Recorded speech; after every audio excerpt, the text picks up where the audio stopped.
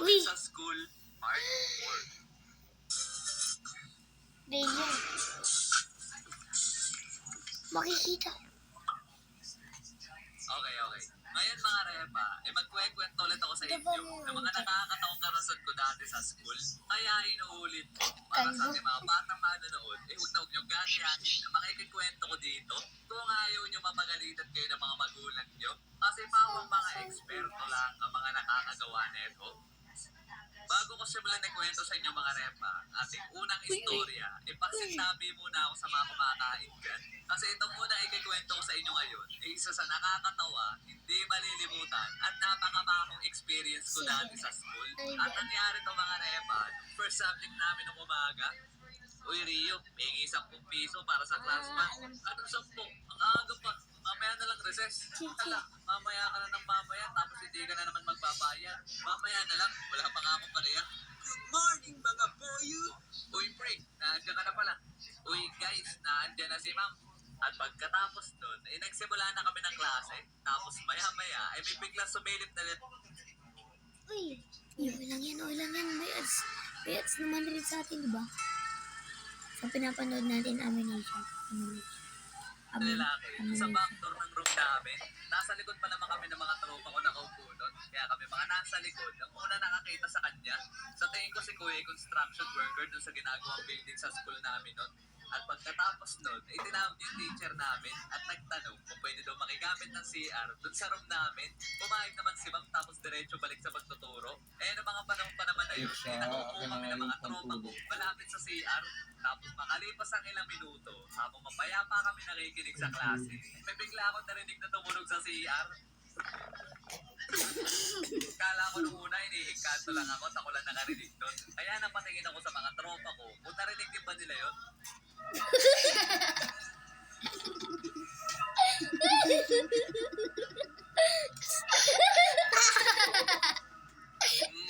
Positibo. Narinig din nila yung narinig ko. Talaga namang mahirap ako mapipigil ang tawa ng mga oras na yun. Kasi baka masermonan kami ng teacher namin na terror. Tapos Tuminis pa maya-maya, lang. natapos sa Okay na kuya, tumawa. sabay dumiretso labas agad siya sa room namin. Wala nang ang sabi-sabi sa teacher namin. Talagang diretso labas agad siya. At pagkatapos nun, ang mga sumunod na pangyayari, para kami flashbang mga repa. Talaga naman sobrang baho. Ikaw, ano? Kasi kung kakabukas pala ng pinto ng banyo, aningasaw na agad sa buong classroom yung amoy. Talaga naman double damage sa amin yung amoy kasi mas malapit kami sa banyo.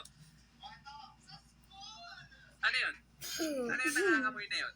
Ma'am, nag-jebs po yung nakigamit ng banyo kanina. Dito ba kayo kanto?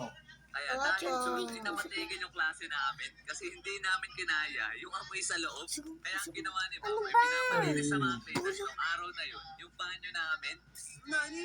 Ala, ayaw namin mamabaho. Kasi nakikita o sige nakita lang. Ito mag Okay na sa ba si paglilinis daddy kasi mo? hindi daw kaya yung amoy. Ha? Tapos ang sinabi naman ni Ma'am Wala Paul, pa? hindi na daw siya magkaklase sa Wala araw pa. na yun. At accepted na daw lahat ng cleaners sa quiz. Pag nilinis nila yung banyo, talaga namang hindi na nakatanggo yung mga cleaners namin kaklase doon. Kaya minadali na lang nila yung paglilinis. Lap trip nga kami nung natapos yung mga tropa ko na naglilinis sa banyo nun. Kasi parang biohazard daw. Kasi ang hapdi sa mata sa loob. Kaya wash out sa'yo kuya na nag-jeb sa CR namin nun. Mukhang panisiya tayo nakain mo nung umagahan.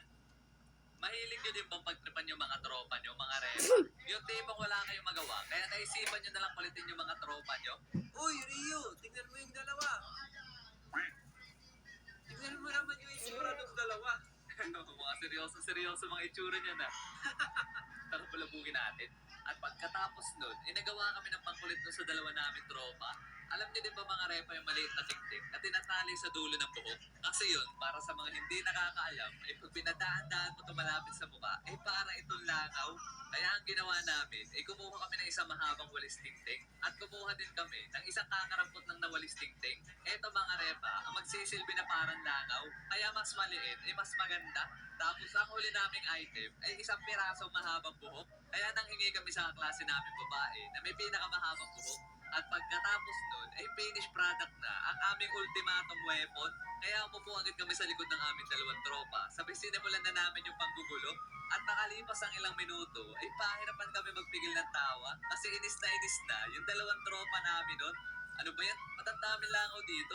Kaya nga, Di kaya ata naligo. Wow, iya naman ako sa hininga mo, pre. Sabay di na namin napigilan yung tawa namin. Nung nagsimula na mag-away yung dalawang tropa namin. Itapa mo.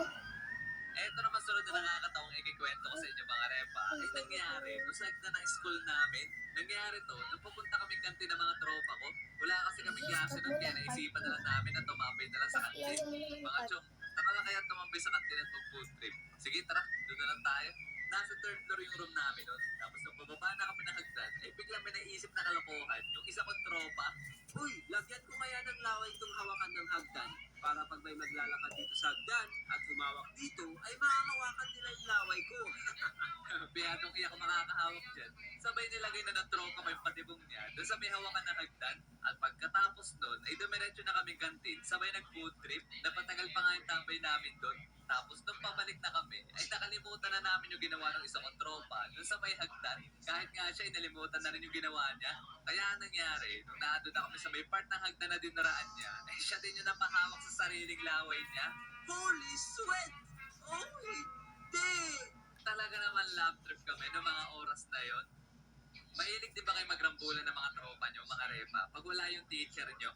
One time kasi, nung wala yung teacher namin, nagrestingan kami sa loob ng room. Yung mga tropa ko, mapayapa lang kasi kami nagkwekwentuhan nun. Tapos eto naman isa kong tropa, pinulabog yung kwentuhan namin. Tapos bigla akong sinakal.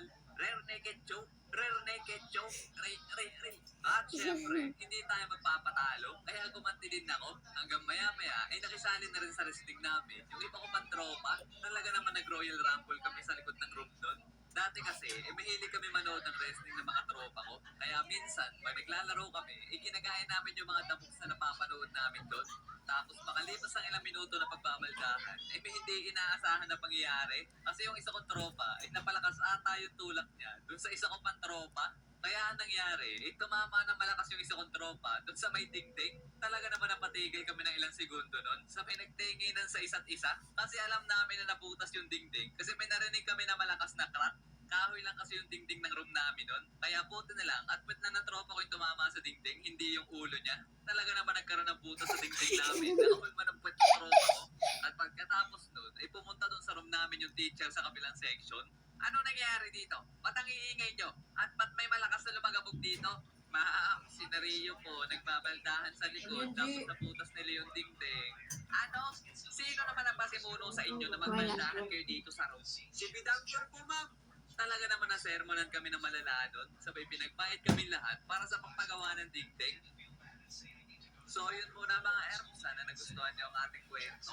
At maraming salamat din nga pala kay Boss Jen. Bye-bye, guys. Na makipag-collab sa ating animation Hey, ngayon. Jim. Alright, salamat din sa pag-imbita, Rius. Kilala niyo na yan, Logic X yan. Kaya pagkatapos sa video natin na to, ay dumiretso na kayo sa channel ni Jen.